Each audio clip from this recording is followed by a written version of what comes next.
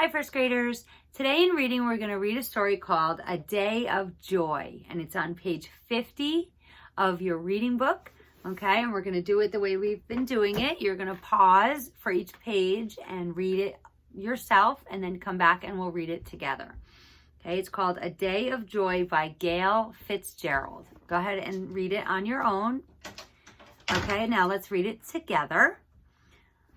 The storm is still coming.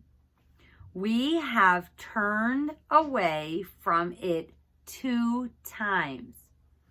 In a short time, there will be nowhere to go, said Mr. York. We will ask God to show us a place to land the plane, Mr. Garland said. There is a lake. We can land on it, Mr. York said. I see some people on the shore, said Mr. Garland. We will wait with them until the storm is over. Maybe God has someone for us to speak to of Jesus. Mr. Garland landed the plane on the frozen lake. The men left the plane and went to meet the people. This story sounds like it started with information that we didn't know what was going on. Okay? But as we read, we realize that where are they?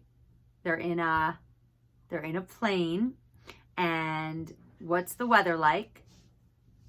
There's a storm coming, yes. And as we read this, we learn more information.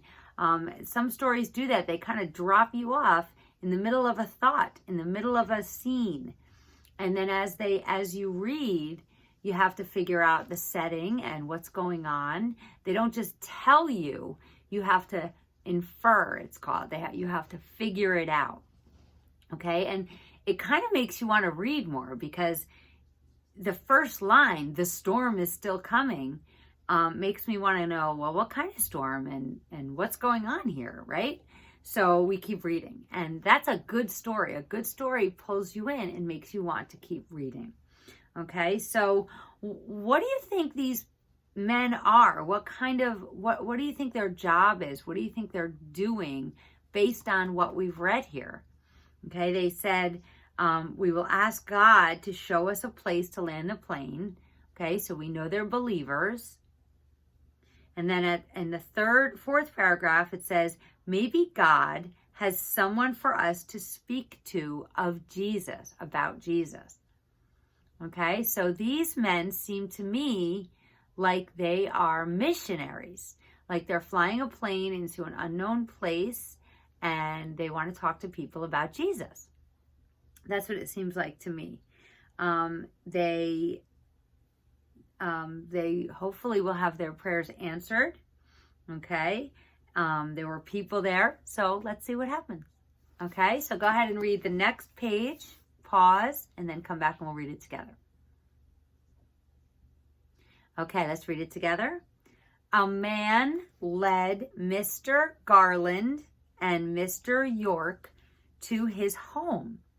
Inside, a lady sat in the dim light of a little fire. The lady had no need of light, for she could not see. She sat by the fire to keep warm. May we come in? Mr. York asked. Mr. Garland said, we have come to tell you of Jesus. Okay, so who lands the airplane? Who's flying and lands the airplane? Mr. Garland, good. And do you think that would be pretty difficult to land a plane on ice? Yes, definitely. So who do Mr. York and Mr. Garland meet when they go on shore? Okay, they meet people that are standing there and watching them. And where does the man take them? He takes them to his home. And who do they meet there? They meet a woman who can't what? Who can't see. And she's sitting by the fire to keep her warm. Okay. Have you ever met a person who is blind, who can't see? People who can't see, obviously they don't need light, but they can hear very well usually. Their other senses are usually heightened, and they explore the world and take the world in different ways than we do. So I bet it would be good for her to listen to these men, because that is something she probably does a lot. She probably listens very well. She's probably a very good listener. So let's find out what happens. Okay, there's only one more page. So go ahead and read that page and come back and we'll read it together. Okay, the lady clapped her hands. Come in, she said. Please sit. I am so glad you came. So she welcomes them and she seems very excited to hear about Jesus, right? The lady had a story for the men. One day, when I was just 12, some people came here. They spoke to us of Jesus. Then they left. That was many, many years ago. Since then, I have prayed and prayed that someone would come and tell me more of Jesus. That day, the men led her to Jesus. The lady had much joy. The men had much joy. And heaven had much joy. And then there's a verse at the bottom that says, joy shall be in heaven over one sinner that repenteth. Luke 15:7. So, why is the lady happy to see these men? She's happy because she has already heard about Jesus, but then she never learned any more about him, and she was very curious. She probably does not own a Bible. And if she did, she wouldn't be able to read it. She would need a Bible written in Braille. That's the little dots we've talked about before, little dots that a group of dots represents each letter. And when people are blind, they can read with their fingertips and they scroll it over the Braille and they can read. So even if she had a Bible, she would need someone to read it to her unless it was written in Braille. And that's why she's so excited, because she wants to hear all about Jesus. Do you know how long she had waited? Do you remember how old she was when the first men came? 12. And look at this picture. Does she look just a few years older than 12, or does she look like it's been a long time since she's been 12? Yes, she looks very old.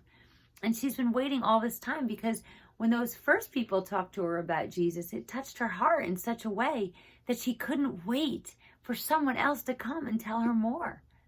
So that someone planted a seed one day, and then these men came and they watered it and they took care of it a little bit. But all this time, that seed has been in her heart. And it's up to God to grow that faith.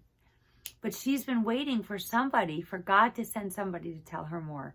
Do you see how important it is for us to talk to people about God? It is so important for us to share about Jesus with people who don't know him, because even at a young age, those seeds were planted and she just waited for somebody else to come. She never lost sight of wanting to learn about Jesus. Even at your age, you can teach people about Jesus, because your faith is very strong and you know a lot. Okay? So tomorrow we're going to do the workbook pages that go along with this. And have a great day.